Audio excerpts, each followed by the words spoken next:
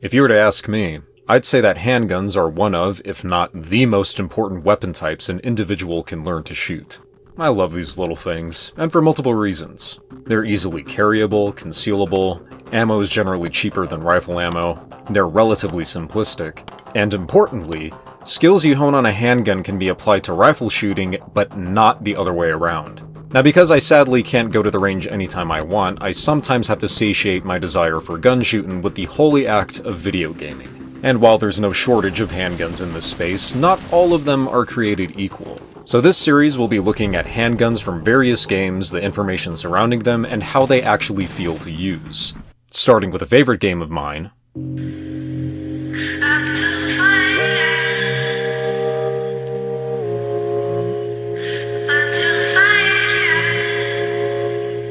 let's start with the main poster boy of Receiver, the M1911A1.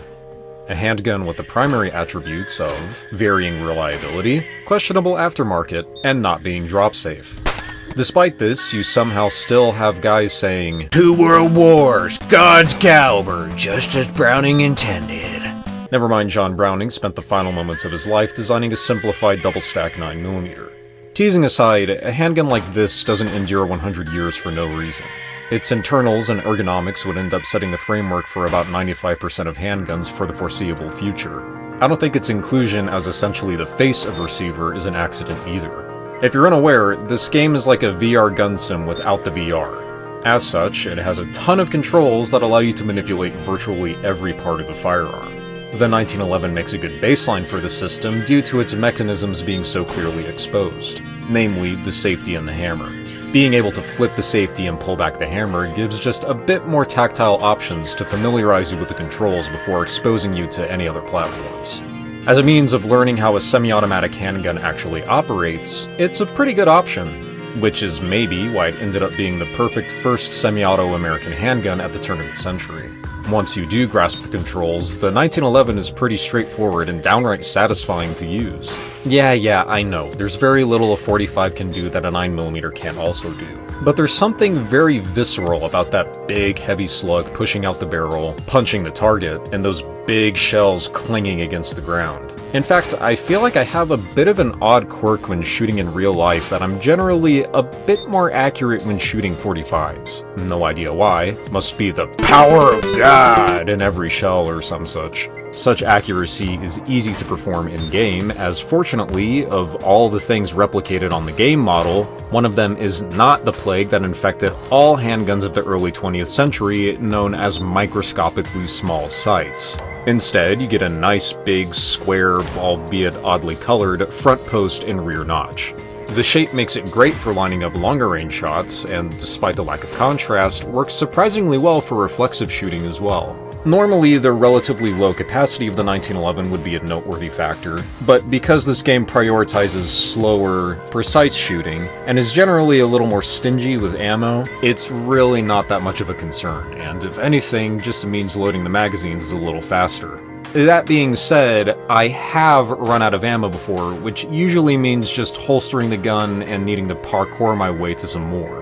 Which I suppose just further adds to that whole fugitive tone of the game, but is ultimately just a consequence of me misusing my limited ammo supply. The M1911A1 ends up being a perfect introduction to this game's crazy control scheme, and the only complaint I really have about it is more so related to the game itself, rather than this gun specifically. So we'll get there when we get there.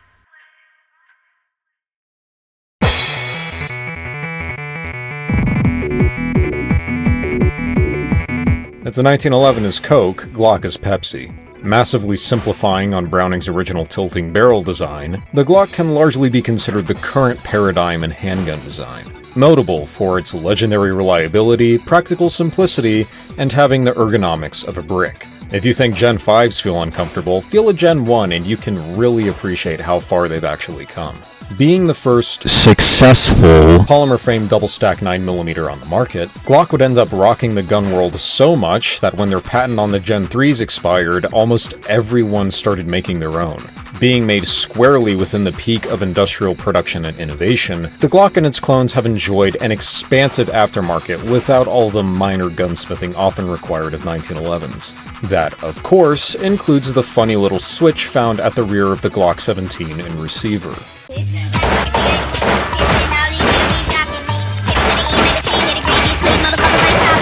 That's right, this thing is an AliExpress hood special. A real blinky with the stinky, or whatever the fuck they call it these days. And much like real life, it's mostly useless. As Clint Smith once put it, all shooting is precision shooting. This is especially true in a game like Receiver, where a kill drone can shrug off any round you put in it unless it's squarely in the pinhole that'll disable it. And granted, on full auto in bursts, it does have a tendency to put them down. The problem is that what's usually 1 round per trigger pull is now 2 to 4 per trigger pull. As I said before, this game can sometimes be very stingy about ammo, and the last thing you want to be doing is wasting rounds. You might think it'd be good for when a flying drone beeps and comes barreling towards you, but frankly, in my experience, the best thing to do in that case is just retreat or stay your ground and rely on your reflexive precision. I'm pretty sure this feature is a just cuz feature, but it also ends up being a decent lesson in just how valuable precise, controlled fire actually is. Unfortunately, precision fire is slightly more difficult with the Glock because of one detail some of you may have already noticed. Why the hell is the front sight so damn skinny? You know, for a while I thought this game had some kind of damage system in it that made 9mm particularly weak, but I don't think that's really the case. I'm pretty certain it's dependent only on shot placement, and the real reason I struggle so much with the Glock is just because the sights are so weird. It's not like it's inaccurate or anything, it's just that the point of impact is different. As far as I can tell, it's a bit lower than the 1911, and the skinniness of the front sight in combination with a tiny dot on it makes for an aiming point that's noticeably more difficult to pick up and adjust compared to the 1911. Despite its weird quirks in this specific game, the Glock 17 is far from unusable. Just takes a while to get used to before you're really comfortable with its oddities. It would be really nice if that front sight got updated though.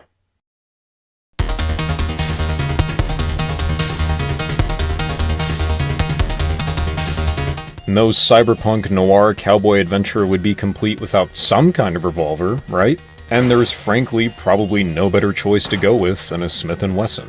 Sure, Colt might have ruled the world with their famed single-action army, but with double actions dominating the transition into smokeless powder, Smith & Wesson would end up largely passing up the old household name. Planting themselves in the smokeless era was largely helped by their development of what would become the .38 Special, a round considered anemic and ineffective to idiots. .38 Special is really a lot more versatile than people think, thanks largely to the fact that the casing is so damn long. I honestly feel kinda bad for revolver guys sometimes. It seems like they tend to get bullied even worse than the 1911 guys. Although, to be fair, when they're annoying, they're definitely more annoying than 1911 guys. Believe it or not, the Smith & Wesson Victory actually used to be my go-to for this game. And no, it's not so I could roleplay being a hard-boiled private dick. Mostly. Put your hands up, Sonny. I tried to warn him. It's mostly because, well, remember when I said I only had one real complaint with the 1911 and it had more to do with the game itself? Well, out of all the minor annoyances in this game, the one that gets to me by far the most is magazine management. See, in the sequel to this game, if you're holding a magazine and want to put it in a slot that's already occupied, when you press the key, it'll swap the item in the slot with the one you're holding. The first game does not have this. If you want to put a mag away, it has to go into an empty slot. This makes loading magazines and even reloading the gun itself a whole song and dance. If I want to reload with any sort of expediency, I usually have to drop the mag. No tactical reloads here. Also noteworthy is that holstering the gun places it in the first available slot, adding further confusion and something that's also not an issue in the sequel as there's a dedicated holster slot.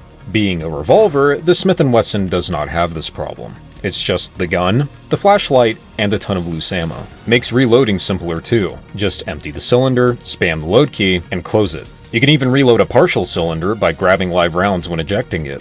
I just preferred the big decrease in downtime compared to organizing my inventory with the automatics. But of course, the simpler ammo solution doesn't mean much if the gun itself sucks to shoot. I certainly wouldn't call the victory bad by any means, but you do kinda have to change your way of thinking when using it. Kinda like real life. The double action trigger pull is something you don't see as a gameplay element in many games. Sure, you could attempt to make all your shots single action if you're a weirdo, or you can embrace and master the double action. It's a fire mode that forces you to think and commit to your shots. The low capacity, combined with the weight when actually pulling the trigger, feels gratifying when it hits. And to be clear, single action is also useful, particularly when taking long-range shots. And I'm talking like the kill drone is about to despawn type range. Otherwise, there's really no reason not to just use double action, other than being a coward. Weirdly, in spite of having smaller sights than the 1911 or Glock, it's really not that hard to aim.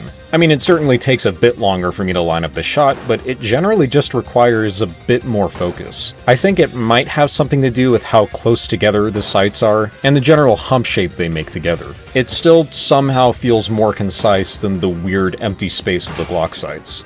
In any case, despite its antiquated operation and sight picture, it's shocking just how much mileage I've gotten out of the Smith & Wesson Victory from what was initially just me wanting more simplistic ammo management. Although it is annoying how it almost always has stuck casings while ejecting when that hasn't been my experience in real life. This game might be a bit of a misnomer to kick off a series called virtually secondary, considering there's technically no secondary weapons in it. Only primaries taking the form of handguns. But that's partially why I like it so much. The choice of weaponry in this game distills the defensive shooting mindset down to its base elements. It confronts you with a situation where the only options are to shoot, be shot, or run, all in the pursuit of further truth. Maybe that's a bit dramatic. But the point is, despite its relatively primitive graphics and occasional jank, I feel like Receiver still does an incredibly good job setting a tone and building a world. And the fact that weapons included are effectively archetypes of the most common personal defense weapons further builds this feeling of being a regular guy against an otherworldly force of negativity. Maybe we could use more of that.